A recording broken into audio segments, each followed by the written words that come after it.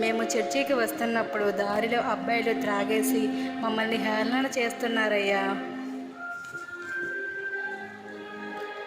అయితే వారి కొరకు దేవునికి ప్రార్థన చేద్దాం. వారి హృదయాలు దేవుడే మారుస్తాడు.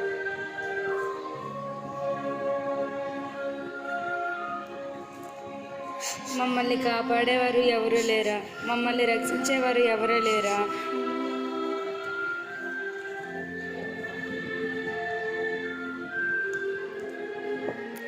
సాగర్, సంతోష్ ఎందుకురా ఏడుస్తున్నారు?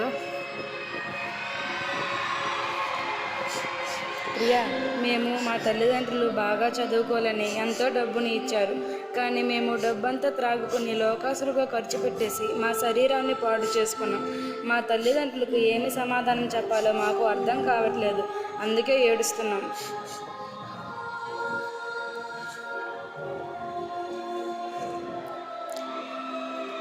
మీరు బాధపడొద్దురా. మనం చర్చికి వెళ్ళి ప్రార్థన చేద్దాం. దేవుడే మీకు మార్గం చూపిస్తారు. ప్రియా, ఒకప్పుడు మేము ఆ బోధకుని ఎంతో ఏళనగా మాట్లాడి దుఃఖపెట్టాము.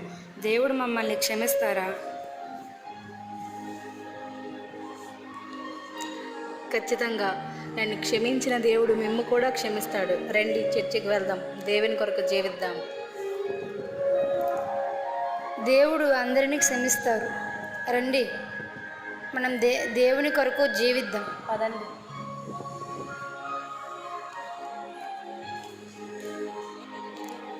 ప్రియ సహోదరి సహోదరులారా, ఈ స్కిట్ మీరు చూస్తున్నారు. సమాజంలో జరుగుతున్న విషయాలు మన కళ్ళారా చూస్తున్నాము. అమ్మాయిలు అబ్బాయిలు మోసపోవడం, దేవుని ప్రేమను తెలుసుకోకపోవడం, సేవకుల మాట వినకపోవడం మనం చూస్తున్నాము. కాబట్టి మన గమ్యం ఏంటో తెలుసుకొని జీవించాలి.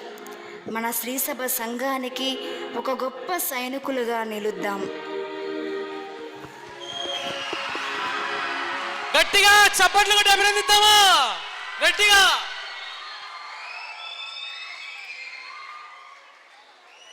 Thank you Battili batch. అందరినీ ఆదరించే తండ్రి ప్రేమ బాగుందా? Come on everybody.